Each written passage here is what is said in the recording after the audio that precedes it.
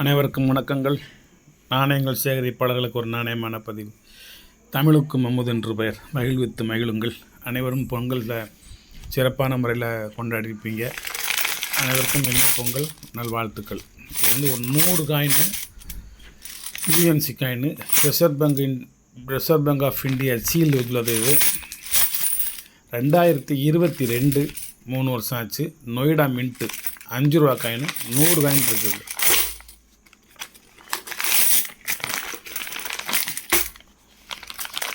$200 coin இருந்தால் எவ்வளோ wait இருக்குமோ அவ்வளோ வெயிட் இருக்குது. இது ஒரு காயின் 6 கிராம், 600 கிராம் இதில் இருக்குது. அவ்வளோ வெயிட்டாக இருக்குது. நிறைய 100 காயினை விட நிறையா தெரியுது. ஆனால் 100 காயின் தான் இருக்குங்கிறது தான் உண்மை. 2000 இதான் மேலே எழுதி வச்சுருக்கேன். ஒன்று செக்கப் பண்ணி மேலே எழுதி வச்சுருக்கேன். ஏன்னா பாக்கெட்டுக்குள்ளே இருக்கிறதுனால உங்களுக்கு வந்து அதை பார்க்க முடியாது. இருந்தாலும் இந்த தெரியுது பாருங்கள். 2022 Noida mint, 75th year of independence, அகம் சீரியல்.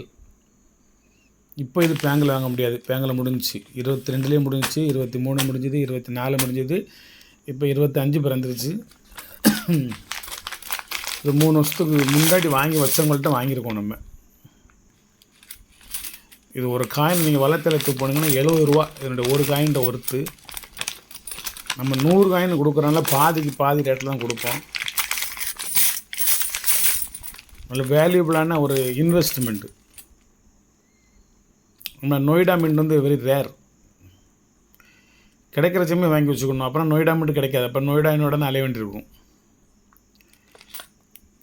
ரொம்ப விலை குறைஞ்சது. இன்றைக்கி எல்லாத்துக்கும் பொங்கல் வாழ்த்துக்காக வேண்டி உங்களுக்கு எந்த அளவுக்கு குறைக்கணுமோ அந்தளவுக்கு குறைச்சி கொடுப்பேன். ஒரே ஒரு பாக்கெட்டுக்கு வேண்டுமென்பவர்கள் வாங்கி கொள்ளுங்கள். நன்றி. சப்ஸ்கிரைப் பண்ணுங்கள், ஷேர் பண்ணுங்கள், லைக் பண்ணுங்கள், கமெண்ட் பண்ணுங்கள். நிறைய நாணயங்களை சேகரிங்க. நாணயமாக வாழுங்கள். நான் நயத்தோடு பேசுங்கள். நல்லவற்றை பேசுங்கள். நல்லா பேசுங்கள். நல்லா படியுங்க. பிள்ளைங்களை நல்லா கொண்டு வாங்க. இந்த உலகத்துக்கு நீங்கள் செய்ய வேண்டிய ஒரே விஷயம், உங்கள் ஆண் குழந்தையாக இருந்தாலும் சரி, பெண் குழந்தையாக இருந்தாலும் சரி, கண்ணியத்துடனும் ஒழுக்கத்துடனும் வளர்த்து வந்து இந்த சமுதாயத்தில் ஒரு மரியாதை உள்ள ஒரு மனிதராக அவர்களை கொண்டு வருவது பெற்றோர்களின் கடமை என்பதை பெற்றோர்கள் மறந்துவிடக்கூடாது. ஏதேனும் ஒரு தனித்திறமையில் உங்களது குழந்தைகளை செலுத்துங்கள். அவர்களது சிந்தனையில் ஏதேனும் ஒரு தனித்திறமையை செலுத்துங்கள். எல்லாவற்றிலும் கை வைக்க வேண்டாம். அது ஒன்றாவது இங்கே ஹை லெவலில் போக முடியாது. இப்போ நான் வந்து ஃபுட்பால் விளாடுவேன், பேஸ்கெட் பால் விளாடுவேன், வாலிபால் விளாடுவேன், ஹாக்கி விளாடுவேன், கபடி நல்லா விளாடுவேன், சடுகுடு விளாடுவேன், செஸ்ஸு அதை விட எல்லாத்தையும் சூப்பராக விளாடுவேன். ஏகப்பட்ட விளையாட்டு விளாடுவேன். எதுலேயுமே சைன் பண்ணலை. தெரியும், அவ்வளோதான். ஷட்டில் நல்லா விளாடுவோம். எல்லா ஸ்போர்ட்ஸ்லையும் இருப்பேன். இந்த நாணயங்களில் சேகரிச்சதுலேருந்து வேறு எல்லாத்தையும் கொஞ்சம் கொஞ்சமாக குறைச்சாச்சு. இப்போ நாணயங்களில் ஓரளவுக்கு நம்ம அச்சீவ் பண்ணியிருக்கோம். ஒரு குறிப்பிட்ட ஸ்டேஜுக்கு போயிருக்கோம். அந்த நாணயங்களில் வந்து சதுரங்க விளையாட்டு சொல்லிக் கொடுங்க பிள்ளைகளுக்கு. வாழ்க்கையில் எப்படி போகணும், எப்படி போகக்கூடாது, எப்படி போனால் நல்லது, எப்படி போனால் ஆபத்து வரும் அப்படிங்கிற விஷயம் வந்து சதுரங்க விளையாட்டில் நல்லா புரிஞ்சுக்கிடுவாங்க. ஒரு இடத்துல ஒரு அலுவல் பொழுது போகலை. ஒரு 2-3 பையங்களை கூப்பிட்டு பேசுகிறேன். ஒரு 4-5 பையங்கள் ஆகிட்டாங்க. ஒரு 5-6 பையங்கள் ஆகிட்டாங்க. தம்பி பொழுது போகலை, ஏதாவது விளையாடுவோம்மா அப்படின்னு. சார் சாயந்தரம் 7 மணி ஆயிடுச்சு, இருட்டுக்குள்ளே என்ன விளையாட போகிறீங்க அப்படின்னு. கேரம் போர்டு செஸ் போர்டு இருந்தால் எடுத்து வாங்க, விளையாடுவோம். சரின்னு சொல்லி கேரம் போர்டு எடுத்து வந்தாச்சு. அதில் பவுடரை போட்டுக்கிட்டு ஒரு 1/2 மணி நேரம் விளையாண்டாச்சு. அது போர் அடிச்சிருச்சு. அப்போ நான் செஸ்ஸு இருக்கா தம்பி அப்படின்னு. செஸ்ஸு இருக்குது, நீங்கள் விளையாடுற மாதிரி இங்கே ஆள் இல்லை. இங்கே எல்லாருமே பெரிய பெரிய ஜாம்பவான்கள் தான் இருக்காங்க. எல்லாம் டோர்னமெண்ட் அட்டன் பண்ணுறவங்க. நாங்கள் செஸ் கிளப்னு தனியாக வச்சுருக்கோம். ஆனால் நீங்கள் அதுக்கு ஈக்குவல் கொடுக்க முடியாது அப்படின்னாங்க. சரி நீ எடுத்துகிட்டு வா பார்ப்போம் அப்படின்னு. சரி எடுத்துவிடா அப்படின்னா ஒருத்தர் எடுத்து வந்துட்டான். இந்த இருக்கிறதுலே லோவாக விளையாடுவான்ல அந்த பையனை என் கூட மோத விட்டாங்க. சரி கேமே ஜெயிச்சாச்சு. நான் தான் ஜெயிச்சது. அப்போ அந்த பையன் ஏய் சார் கொஞ்சம் நல்லா விளையாடுறாரா அப்படின்னு சொல்லி இன்னும் கொஞ்சம் ஒரு ஈக்குவல் கேட்டகிரியில் ஒரு பையனை விடுறாரு. அவர்கிட்ட நான் ஜெயிச்சிட்டேன். ஏய் என்னடா இப்படி விளையாடுறாரு அப்படின்னு சொல்லிட்டு கொஞ்சம் அந்த செகண்ட் ப்ரைஸ் தேர்ட் ப்ரைஸ் வாங்குவாங்கள்ல அந்த பையனை விட்டு என் கூட மோத விடுறாங்க. அப்போ நான் ஜெயிச்சிட்டேன். அப்போ அவங்களுக்குள்ள ஒரு குசு குசுன்னு பேசுகிறாங்க. அப்போ என்ன அப்படின்னு சொன்னோன்னா அந்த டிஸ்ட்ரிக்ட் ஃபஸ்ட்டு வாங்கிட்டு வந்தவர் அங்கே தான் இருக்கார். அவரை போய் கூப்பிட்டுறாங்க. அண்ணே இந்த மாதிரி அண்ணே நாங்கள் என்னமோ நினச்சோம், அவர் நம்ம பையங்களை பூரா தோக்கடிச்சிட்டாருண்ணே, நீங்கள் வாங்கினே ஒரு தடவை நீங்கள் அவரை தோக்கடிச்சா தான் நமக்கு பெருமை, நம்ம டிஸ்ட்ரிக்ட் லெவலில் சாம்பியன் பட்டத்தை கையில் வச்சுருக்கோம் அப்படிங்கிறாரு. அவர் வந்துட்டார்.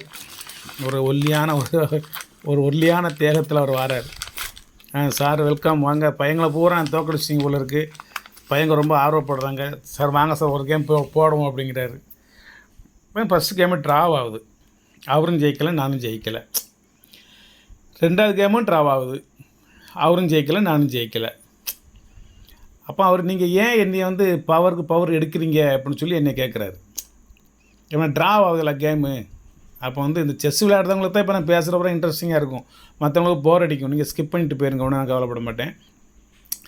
இப்போ நான் ராணி கொண்டாந்து உங்களுக்கு வைக்கிறேன், நீங்கள் ராணியை தூக்கிடுறீங்க. குதிரை கொண்டாந்து ஹார்ஸை கொண்டாந்து வைக்கிறேன், ஹார்ஸ் எடுத்துறீங்க. எலிஃபெண்ட்டை கொண்டாந்து வைக்கிறேன், எலிஃபெண்ட் எடுத்துறீங்க. பிஷப் கொண்டாந்து வைக்கிறேன், பிஷப் எடுத்துறீங்க. அப்போ சோல்ஜர் வச்சுக்கிட்டு என்ன செய்ய போகிறீங்க நீங்கள்? எதுக்கு இப்படி பவர் எடுத்து உங்களுக்கு என்ன லாபம் அப்படிங்கிறாரு. அப்போ நான் சொல்கிறேன், நான் வந்து ஒவ்வொரு ஸ்டெப்பு தான் மூவ் பண்ணிருக்கேன். நீங்கள் அந்த பவரை என் பக்கத்தில் கொண்டு வரதுக்குள்ளே நீங்கள் 7 ஸ்டெப்பு 6 ஸ்டெப்பு நீங்கள் மூவ் பண்ணிருந்தீங்க. நான் பக்கத்தில் வரவும் அந்த பவரை நான் எடுத்ததுனால எனக்கு ஒரு ஸ்டெப்பு தான் காலியாகுது. நீங்கள் 6 ஸ்டெப்பு அட்வான்ஸாக மைண்டை செலுத்தி நீங்கள் அப்படி இப்படிமா செக் பண்ணி கொண்டு வந்தவங்க 6 மூவ்மெண்ட்டு உங்களுக்கு வேஸ்ட்டாக போகுதுல சார். எனக்கு ஒரு மூவ்மெண்ட் தானே வேஸ்ட்டாக போகுது உங்கள் பவர் எடுத்துருந்தேன். ஆனால் நீங்கள் பதிலுக்கு என் பவர் எடுத்துருந்தீங்க. ஆனால் நீங்கள் என் பக்கத்தில் வர்றதுக்கு 6 ஸ்டெப்பு வருவீங்க. பல விதமாக யோசித்து ஒரு 3 ஸ்டெப்பு அட்வான்ஸ் மைண்டை போட்டு வர்றீங்க. நான் சடக்குன்னு தூரத்துக்கு வச்சுட்றேன். நம்ம எல்லாம் அட்டாக் பார்ட்டி தானே, அதனால எடுத்துருந்தேன் முகார். அவர் பவர் எடுக்கவும் நான் என்ன செஞ்சேன், ஒரு சோல்ஜரை சல்லுன்னு கொண்டு போய் கடைசியோட கொண்டு போய் அதை ராணி ஆக்கிடுறேன். அதுக்கப்புறம் அவரை ராணி ஆக்க விட மாட்டேங்கிறேன். நான் என் கையில் ராணி வந்ததுக்கப்புறம் அவர் ராணி கொண்டு வர முடியலை. சரி அப்படியே 3ஆவது கேமு ஜெயிச்சிட்றேன். அப்போ வெல்டன்னு சொல்லிட்டு கிளம்பிடுறாரு. அதுமாதிரி எதிரியை வந்து என்றைக்குமே நீங்கள் எளிதில் இடப்படக்கூடாது.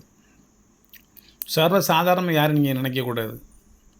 இப்போ சதுரங்க விளையாட்டில் குகேஷ், அதுக்கு முந்தி பிரக்யானந்தா, சதுரங்க விளையாட்டில் வந்து ஸ்டேட் சாம்பியன், இந்தியா லெவலில் சாம்பியன், ஆசியா லெவலில் சாம்பியன், வேர்ல்டு சாம்பியன், இவங்க பேரப்புறம் நான் சொல்லிடுவேன். எனக்கு ஒரு ஆர்வம் சதுரங்க விளையாட்டில். ரைட்டு வணக்கம், நிறைய பேசிகிட்டே போயிட்டுருக்கேன், 7 நிமிஷம் ஆகி போச்சு.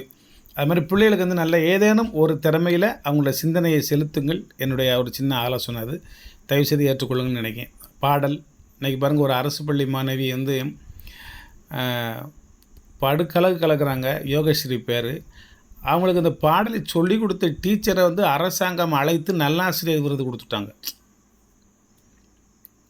பாருங்கள், அதாவது தன்னலம் பாராது, சுயநலம் பாராது, ஒரு பிள்ளைக்கு நல்ல திறமை இருக்கிறது என்பதை அறிந்து அந்த பிள்ளை அப்படியே ஃபாலோ பண்ணி கூட்டிகிட்டு எங்கேயோ இன்றைக்கி உச்சாணி கும்பலை விட்டாங்க. வருங்காலத்தில் பாருங்கள், அவங்க பல கோடி ரூபாய்க்கு அதிபதி ஆயிடுவாங்க அந்த குழந்தை. அந்த டீச்சர் அரசாங்கம் கூப்பிட்டு நல்லாசிரியர் விருது கொடுத்துருக்காங்க. பரவாயில்லம்மா, உன் பிள்ளைன்னு இப்படி வளர்த்துருந்தா இந்த பரிசு கொடுத்துருக்க மாட்டோம், யாரோ ஒரு பிள்ளை எடுத்து இப்படி வளர்த்துருக்கல அப்படின்னு சொல்லி. இன்னொரு குழந்தை வந்து எங்கள் ஊருக்கு பஸ்ஸே இல்லைங்கிறது, உடனே அந்த போக்குவரத்துறை அமைச்சரை கூப்பிட்டு அந்த ஊருக்கு பஸ்ஸு விட்டாங்க. 50-60 ஆண்டு காலமாக பஸ் கிடையாது, 100 ஆண்டு காலம் பஸ் கிடையாது. அந்த ஊருக்கு பஸ்ஸே கிடையாது, வரலாற்றுலேயே கிடையாது. புதுசாக ஒரு சின்ன குழந்தை ஒரு பாட்டு பாடுறதுக்க வேண்டி அந்த அவங்களுடைய கோரிக்கையை அந்த அரசாங்கம் ஏற்றுக்கிடுது. அந்த பிள்ளையோட பேர் இன்னும் ரொம்ப நாள் நீடிக்கும்ல அந்த ஊரில். அது மாதிரி மாபெரும் சபையினில் நீ நடந்தால் உனக்கு மாலைகள் விழ வேண்டும், ஒரு மாதம் அறுவற்ற மன்னவன் இவன் என போற்றி புகழ வேண்டும் என்ற கவிதை வரிகளுக்கு ஏற்ப உங்களது குழந்தைகளை வளர்த்து வாருங்கள். வாழ்த்துக்கள்.